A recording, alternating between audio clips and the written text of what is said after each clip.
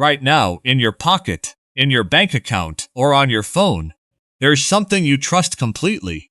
Yet if you really think about it, you'd realize it's just paper, metal, or numbers on a screen. So how did humans go from trading goats for grain to trusting a $5 bill has real value?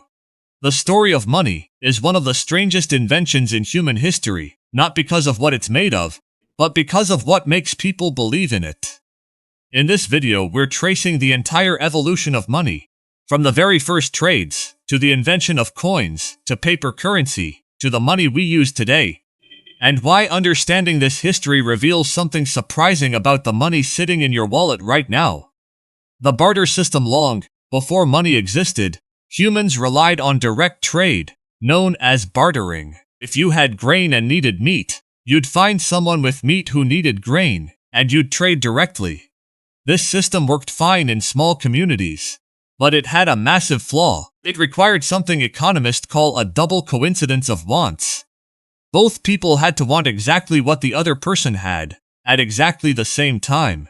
If you had a goat, but the only person nearby needed shoes instead, your goat was suddenly worthless to that transaction. As populations grew and trade expanded beyond small villages, bartering became increasingly impractical. Humans needed something better, something universally accepted, easy to carry, and simple to divide: commodity money. To solve this problem, ancient societies began using commodity money, items that had agreed upon value because they were useful, durable, or simply desired by almost everyone. Different cultures used different commodities. In parts of Africa, Asia, and the Pacific Islands, cowrie shells became a widely accepted form of currency. In other regions, people used salt, cattle, or beads. These items worked because they were relatively rare, difficult to fake, and easy to trade in smaller or larger quantities depending on the transaction. But commodity money had its own limitations. Some commodities spoiled over time. Others were difficult to transport in large amounts.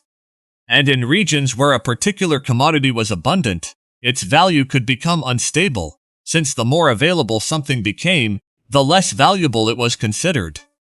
Humans needed a more consistent solution, something that combined rarity with durability.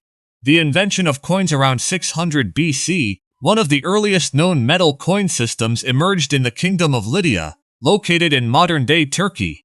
Metal, particularly gold and silver, solved many of commodity money's biggest problems. It didn't spoil, it was relatively rare, and it could be melted down and shaped into standardized units, making trade far more consistent and reliable. Coins were often stamped with symbols or rulers' faces, both to verify authenticity and to represent the authority guaranteeing their value. This innovation spread rapidly across ancient civilizations, from Greece to Rome to India and China.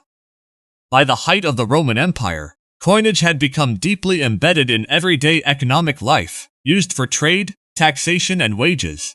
Metal coins remained the dominant form of currency for centuries, largely because gold and silver were universally recognized as valuable across different cultures and regions. The problem with metal money, despite its advantages, metal currency had a practical flaw: weight. Carrying large sums of gold or silver coins for major transactions was cumbersome, risky, and often dangerous, especially over long trade routes. Merchants needed a safer, slighter alternative for conducting large-scale trade and storing wealth securely. The birth of paper money solution first appeared in China during the Song dynasty, where merchants and eventually the government began issuing paper certificates representing stored gold or silver. Instead of carrying heavy coins, a merchant could deposit their gold with a trusted institution and receive a paper note representing that value. This note could then be used to purchase goods, and eventually exchanged back for the actual gold whenever needed. Essentially, paper money began as a receipt, not currency with inherent value itself, but a promise backed by something physically valuable. This system eventually spread to Europe by the 17th century, where banks and governments began issuing paper currency backed by national gold reserves. This became known as the gold standard, a system where a country's currency value was directly tied to a fixed amount of gold. If a government printed currency, It needed to hold enough gold to back that exact amount, creating a built-in system of trust and stability. The fall of the gold standard for centuries. The gold standard provided consistency across global economies, but it also created serious limitations, especially during times of crisis. During major conflicts like World War I and World War II, many governments needed to fund massive military spending, far beyond what their actual gold reserves could support. Some countries began printing more currency than their gold reserves justified, weakening the direct link between paper money and physical gold. By 1944, in an effort to stabilize global currencies, after the devastation of World War II, 44 nations signed the Bretton Woods Agreement, tying their currencies to the US dollar, which remained linked to gold. But global demand for US dollars eventually grew far beyond what America's gold reserves could realistically support. In 1971, President Richard Nixon made a defining decision, completely severing the US dollar from gold, an event now known as the Nixon shock. From that moment forward, the US dollar, and eventually most currencies worldwide, became what's known as fiat money, currency that holds value simply because governments declare it, and because people collectively trust that value.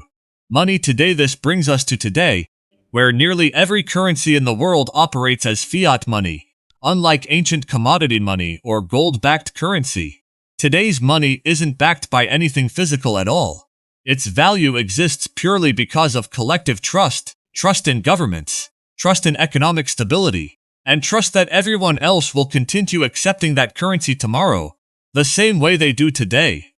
And now, we're witnessing what might be the next major shift in monetary history: digital and decentralized currencies like cryptocurrency, which remove the need for centralized government control entirely, relying instead on math, code, and distributed trust across networks rather than a single institution. Conclusion: looking back at this journey, from goats and grain, to shells and salt, to gold coins, to paper receipts, to fiat currency, and now digital assets, one thing becomes clear: money has never been about the physical object itself. It's always been about trust, a shared agreement between people that something holds value, simply because we all believe it does. So the next time you hold a banknote, or glance at a number in your bank account, remember, you're not just holding money. You're holding centuries of human trust, refined and reshaped, again and again, into whatever form society agrees to believe in next. If this video helped you understand the fascinating history of how money was invented, hit subscribe for more videos that break down how money and the economy really work. And thanks for watching.